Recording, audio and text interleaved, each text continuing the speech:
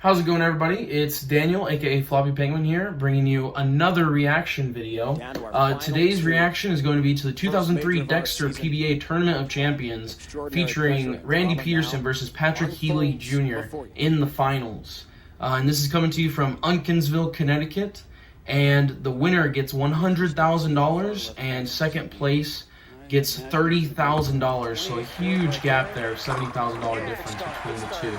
So as we see Patrick Healy Jr. getting our first look at him going flush there, 10 back, looked really good. As you can see, the players in this telecast are going to be kind of fading the ball to the pocket, standing rather far left, and just kind of nice and fading it into the pocket, not curving the lane a whole lot. And here's our first look of the match at Randy Peterson, who has an excellent physical style, as you'll see there.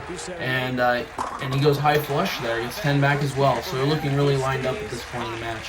And you might recognize Randy for all of his telecast work that he does now for Fox Sports these days, for the PBA, and all that he's done for the telecast for, I mean, a long time. Pretty much almost coming on 2 decades now, I believe, that he's been commentating on TV.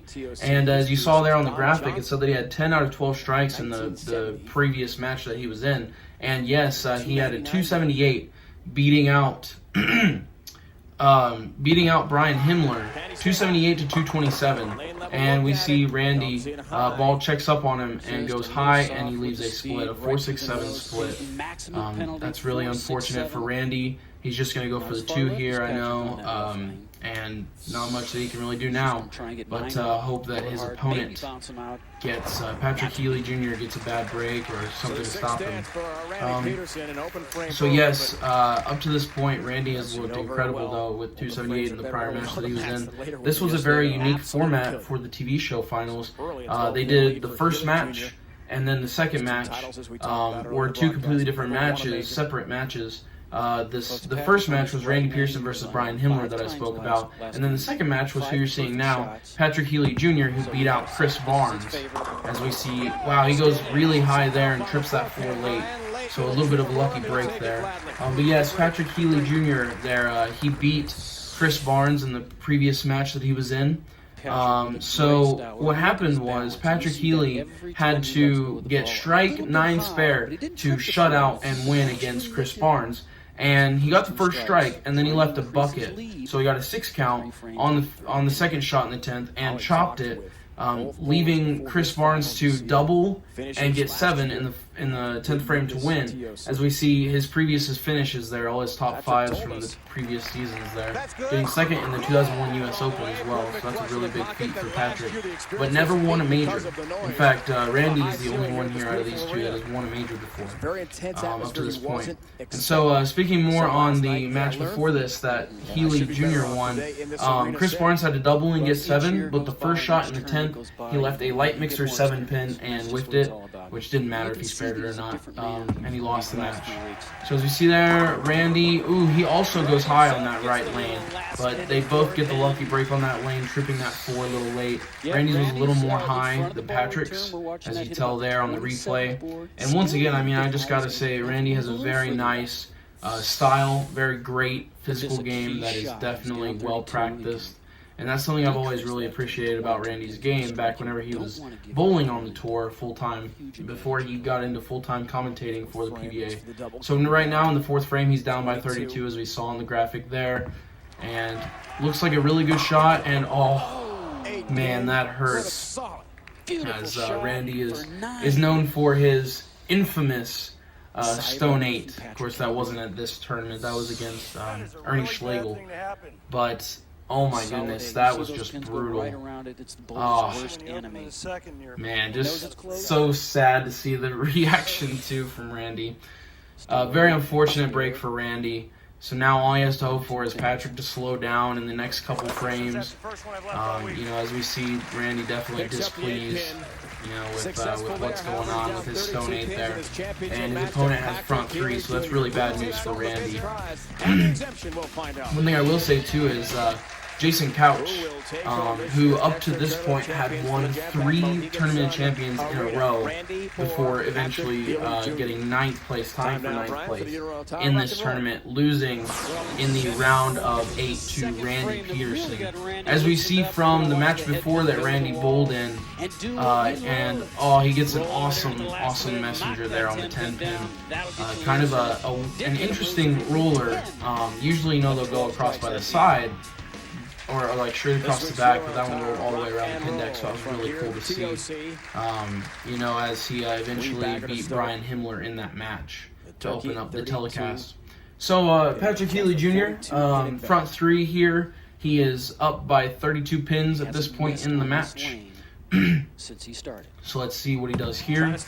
Looks like a decent shot, but just goes a little bit high. I can definitely tell that right lane is hooking quite a bit more than the players are expecting, as he leaves a 6-10 there. Because you can tell by the way that they've both gone high, a little high to this point, you know, getting both of their trip 4s, and now definitely saw Patrick Healy Jr. there. Certainly went very high, leaving a 6-10 there. So clean. I thought he spared it too. Man, he chops the 6 off the 10 with a spare ball, going straight at it. That's really unfortunate. Gives him an open. So that helps to bring him back towards Randy. You know, if you're Randy Pearson in that situation, you know, you're feeling pretty relieved, but he's still ahead in the match by a little bit. It's just not nearly as much as the 32 that it was.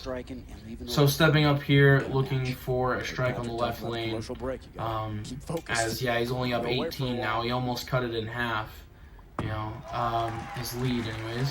And goes flush there again, right in the pocket, gets the 10 out. So that was a great looking shot again. I believe that they're both very well lined up on the left lane. It's definitely that right lane that seems to be hooking for both of them. As we saw one of the founding members of the PBA, Carmen Salvino, I believe, in the top right corner of the screen there for a moment there. And Randy looking for a strike and looked a little bit slower than what he's been throwing, and especially on that right lane. You can't do that with it hooking so much, so it looked like he left a 3-6-10 there, and yeah, I mean, you could just tell. And it didn't look like he moved enough as well, you know, and he kind of knew off of his hand that, hey, that wasn't the best shot. I definitely saw that it was a little slow. Let's see what he does on the spare here, and gets 3 on the spare, so he spares it up nicely. And an interesting side note about Chris Barnes, who lost to Patrick Healy Jr. In the match before. He had not lost all but one game. He had only lost one game up to that point, and it was to Ricky Ward. It was to Ricky Ward that he lost in the round of 8, but it was a best of 3 format. As Randy gets a little distracted by a fan there. And you can definitely tell whenever a bowler gets frustrated. I know this certainly affected me before. You know, the little things start to get to you. You know, the crowd, or you know, something that wants to break your focus. Definitely helps to distract you once you get just a little bit frustrated with what's going on in the lanes. But yeah, Chris Barnes, he had a phenomenal tournament up to the telecast. As we see Randy leave a 2-4-5 there, almost leaving a bucket, going really light. But Barnes beat out Walter Ray Williams Jr., who was considered one of, if not the best bowlers in the world at that point back in 2003.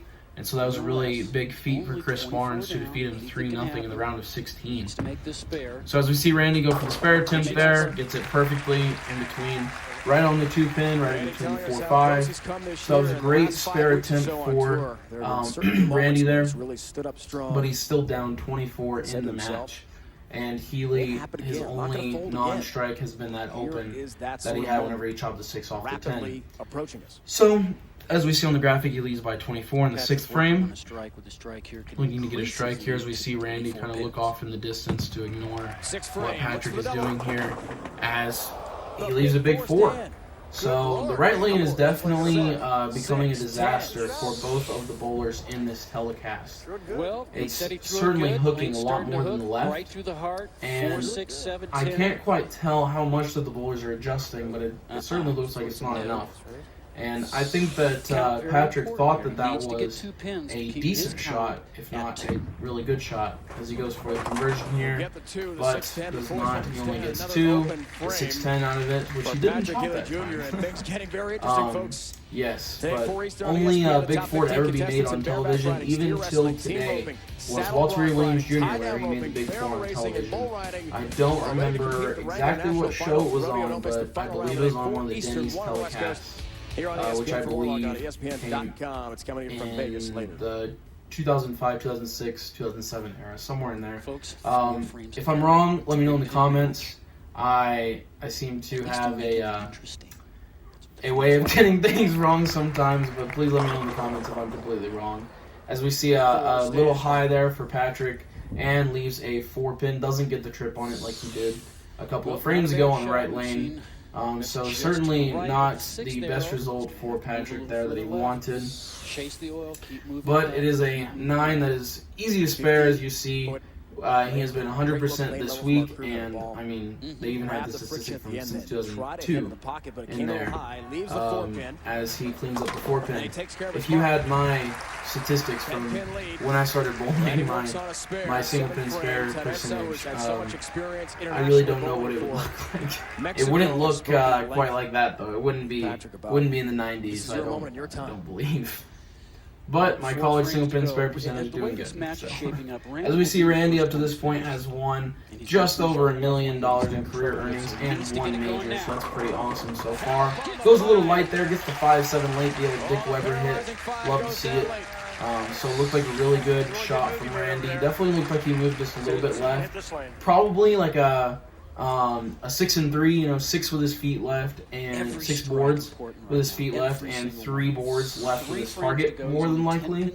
Something in that area, maybe a 4-2, 4 with his feet and 2 with his target, or somewhere in that range. It certainly looked like. I would bet probably a 6-3.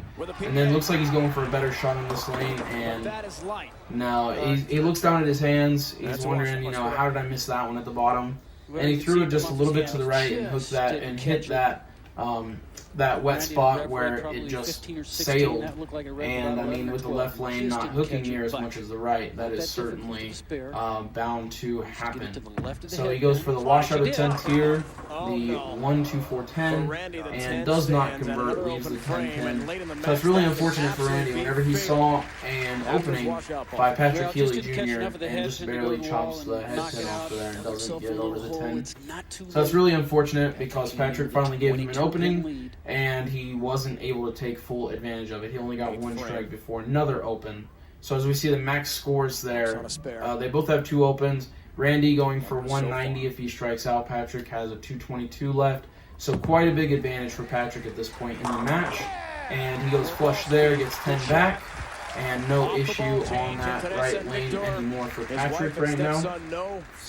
And I mean, it's bringing a match to the close. It's bringing the match to a close. Excuse me.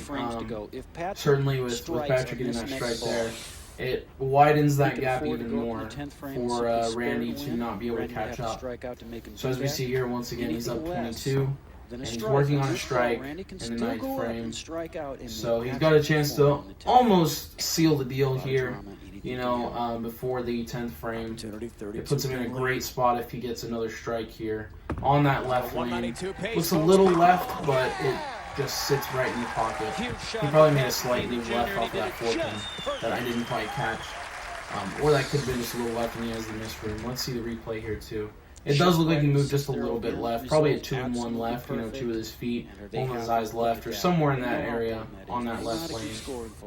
As we see Peterson really needing to strike here on the open. He really needs to get a strike here in the 9th frame, I believe. And looks good, and he does. A little light, but gets it to go nicely. It's all 10 down. All right, going over to the left lane. It's been his trouble lane. He's trying to, give himself that last push. Kind of looking over at the scoreboard, even though I personally don't like to look at the scoreboard whenever I bowl, especially in a match against someone. I try to ignore the scoreboard as much as possible.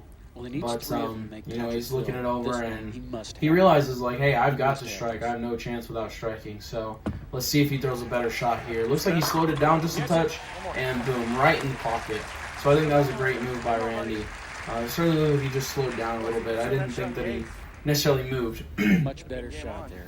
As he's kind of doing the math in his head right now. Kind of realizing that it's going to be difficult for him, but he definitely needs these next 2 strikes to close out the match and make Patrick Healy work for it as little as he can. $70,000 difference, that's not easy. I believe that it makes Patrick Healy need to mark in the 10th if he strikes out here. So let's see what Randy can do. He walks it off just a little bit and gives it some energy. Gets the light mixer to go, 10 down, and gets the strike. So he's looking for one more strike on the fill shot here to get to 190.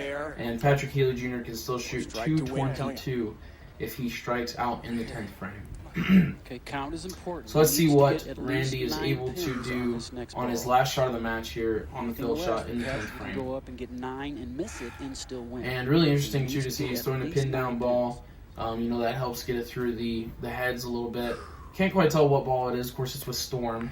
He was on the Storm staff, as well as Patrick Healy Jr. I believe was too at this time. But pin down gets it through the heads, which is something great for a condition like this from the way the lanes look.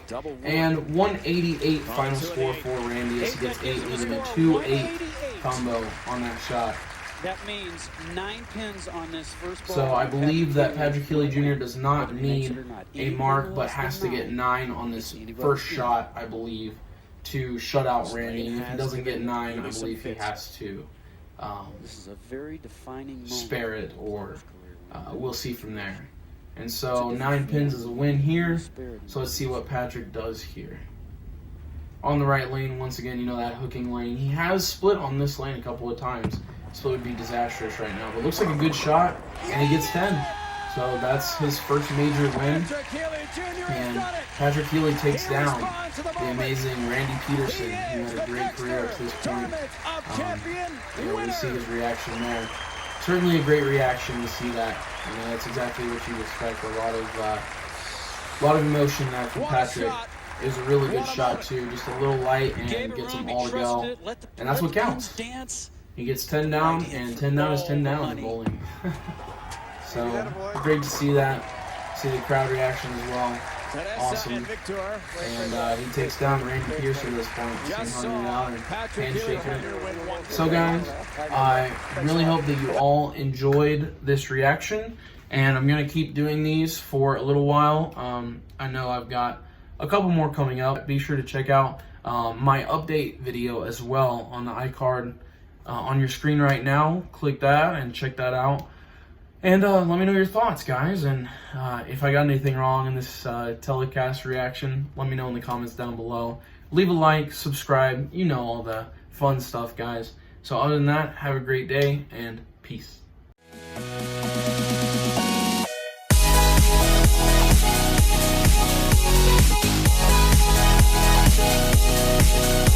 right back.